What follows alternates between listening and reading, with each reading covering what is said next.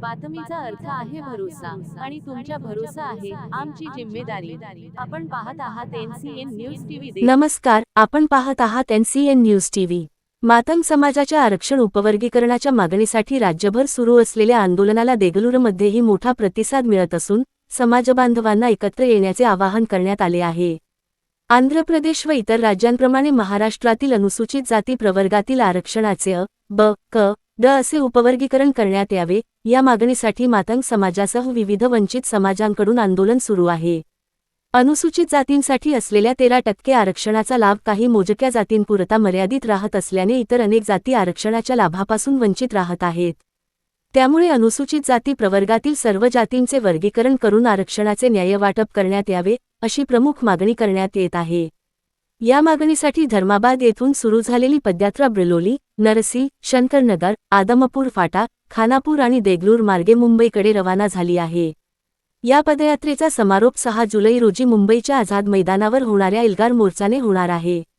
देगलूर येथे या आंदोलनाचे आयोजक सुभाष आलापूरकर यांच्या पुढाकाराने करण्यात आले असून मातंग समाजासह सर्व वंचित समाजबांधवांनी मोठ्या संख्येने पदयात्रा आणि एल्गार मोर्चामध्ये सहभागी व्हावे, असे आवाहन करण्यात आले आहे। आरक्षणातील समान न्याय आणि हक्कांसाठी सुरू झालेल्या या आंदोलनाकडे आता संपूर्ण राज्याचे लक्ष लागले आहे। अशाच ताज्या आणि विश्वासार्ह बातम्यांसाठी पाहत रहा NCN न्यूज टीव्ही। धन्यवाद।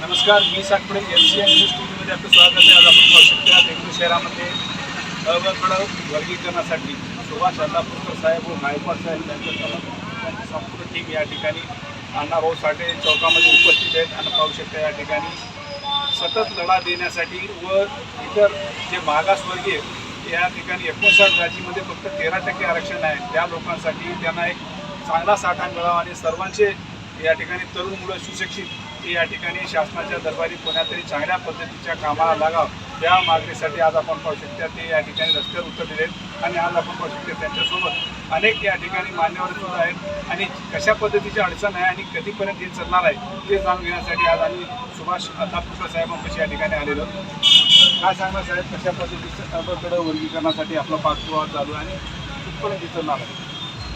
अनुसूचित जाती अवघड उपवर्गीकरणाची मागणी गेले 15 ते 20 वर्षात महाराष्ट्रामध्ये ही चळवळ चालू आहे।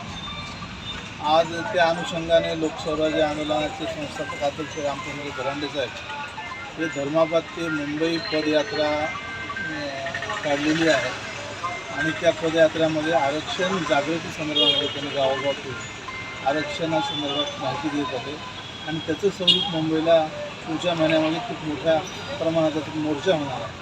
तर विषय असा आहे की अनुसूचित जातीमध्ये 59 जाती आहेत, त्याच्यापैकी 13% आरक्षण आहे, पण आतापर्यंत मातंग समाजाला व इतर समाजाला जसा आरक्षणाचा फायदा व्हायला पाहिजे होता त्या प्रमाणात फायदा झालेला नाही। 59 जातीमध्ये या ठिकाणी 13% आरक्षण आहे, तर 59 जाती या ठिकाणी एकत्रित का येत नाहीत? मोठा पाठिंबा देऊन बळ देऊन या ठिकाणी संघर्ष का उभा करू शकत नाही, असं का चित्र नाही आहेत ना। अनुसूचित जातीमधले महापुरुषाच्या विचाराला प्रमाण मानून या ठिकाणी काम करणारे चळवळीतले सर्व कार्यकर्ते अवघड वर्गीकरणाच्या आरक्षणाला त्यांचा पाठिंबा आहे आणि देशामध्ये समानता यावी म्हणून बाबासाहेबांचे विचार होते आणि जोपर्यंत देशामध्ये समानता येणार नाही तोपर्यंत बंधुभाव होणार नाही आणि बंधुभाव झाल्याशिवाय या देशामध्ये राष्ट्रीय एकात्मता होणार नाही। म्हणून बाबासाहेबाला अपेक्षित समानता जर यायची असेल, मागे राहिलेल्या भावाला योग्य परिवर्तन आणलं की बंधुभाव निर्माण होईल आणि या ठिकाणी समानता, इक्वॅलिटी, भाईचारा निर्माण होईल, असं या ठिकाणी अवघड वर्गीकरणासाठी आतापर्यंत मंत्रिमंडळामध्ये किती बैठका झाल्या, त्यांनी किती वेळा समिती नेमण्यात आली आणि याचं कधीपर्यंत निकाल लागू शकते असं आपलं वाटतं? आतापर्यंत खूप मोर्चे निघाले, सकल मातंग समाजाचा मोर्चा निघाला, विष्णुभाऊ कश्मीरी मोर्चा काढला, रामचंद्र धरांडे साहेबांनी काढला, मारुतराव तिवारी यांनी काढला, आमदार भोसले साहेबांनी काढला, आमदार बालेरावांनी काढला।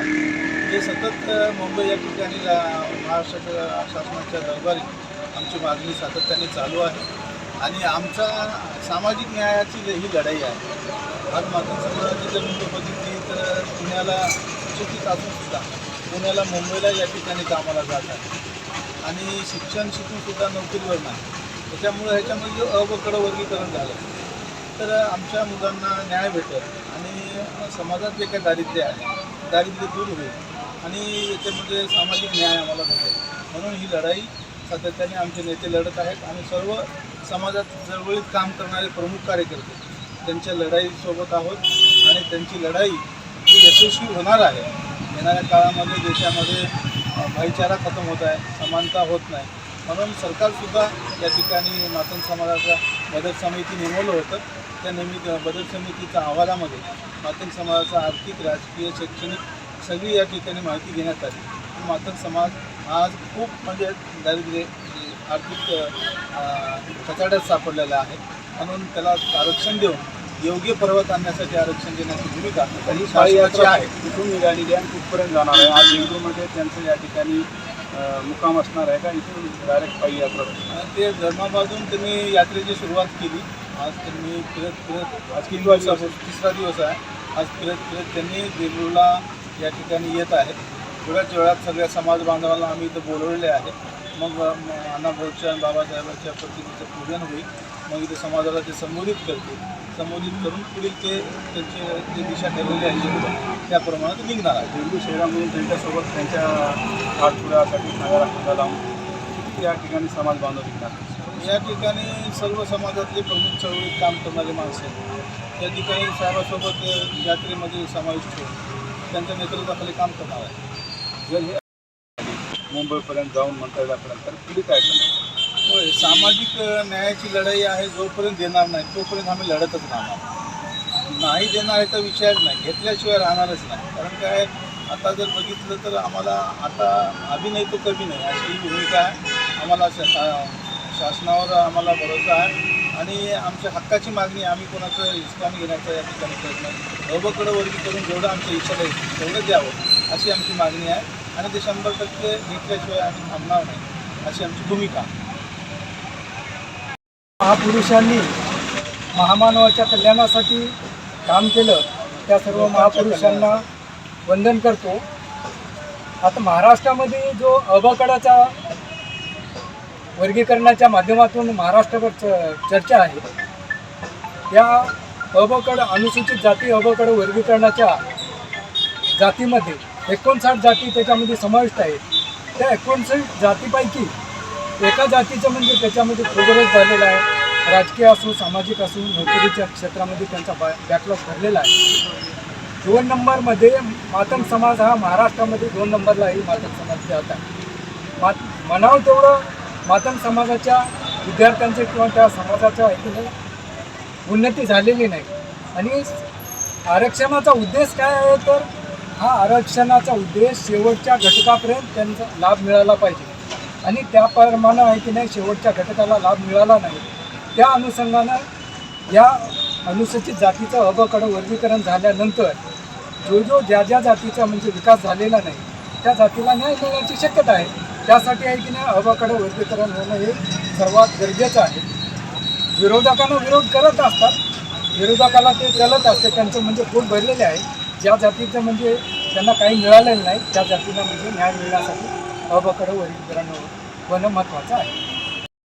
दादा काय सांगणार आपल्या ह्या अबकडं वर्गीकरणामध्ये सध्या जे परिस्थिती निर्माण झालेली आहे त्याच्यासाठी आपलं या ठिकाणी कितपत पाठपुरावा असणार? सर्वोच्च न्यायालयाने जे 1 ऑक्टोबर 2024ला अनुसूचित जातीमध्ये अबकडं वर्गीकरणाचे जे 7 न्यायाधीशांच्या खंडपीठाने जे निर्णय दिलेला आहे या निर्णयाच्या आदेशाप्रमाणे प्रत्येक राज्याला महाराष्ट्र शासनामध्ये म्हणा किंवा भारत देशामध्ये सर्व राज्याला आपापल्या पद्धतीने या आरक्षणामध्ये वर्गीकरण करण्याचा आदेश केले.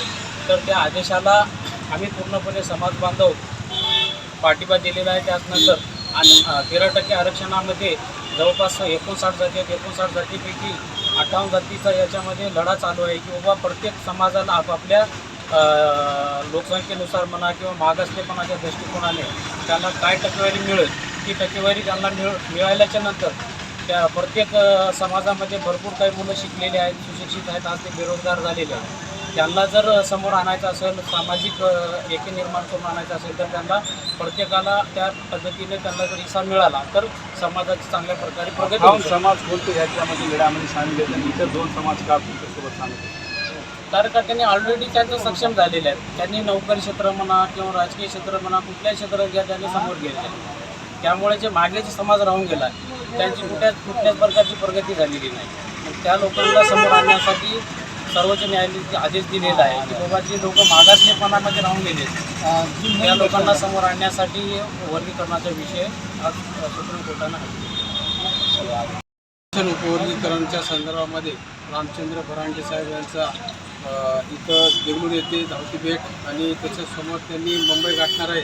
त्या माध्यमातून आमच्या समाजामध्ये आरक्षण मिळण्यासाठी आणि उपवर्गीकरण होण्यासाठी जे आमचे सुशिक्षित बेकार आणि शिकून जे बेकार मुलं आहेत त्यांना आमचा समाज एक 2 नंबरला असल्यामुळं लगेच लागलेले आहेत राज्यावरील तेलंगणा, आंध्र प्रदेश, कर्नाटक, पंजाब ह्या तमिळनाडू ह्या राज्यामध्ये आरक्षण भेटलेलं आहे.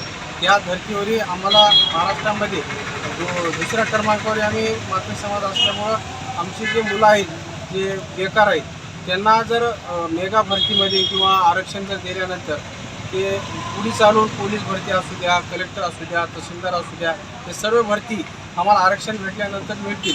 त्यासाठी आमचा सातत्याने लढा चालू आहे. त्या संदर्भामध्ये रामचंद्र भरांडे साहेब असतील किंवा आमचे गोडके साहेब असतील, मारुती वाडेकर साहेब असतील, त्याच्यानंतर सर्व आमचे जे वरिष्ठ नेते आहेत त्यांच्यासोबत आमची लढाई सोबत चालत आहे आणि मुंबईला जाण्यासाठी मोर्चाला आमचा पाठिंबा.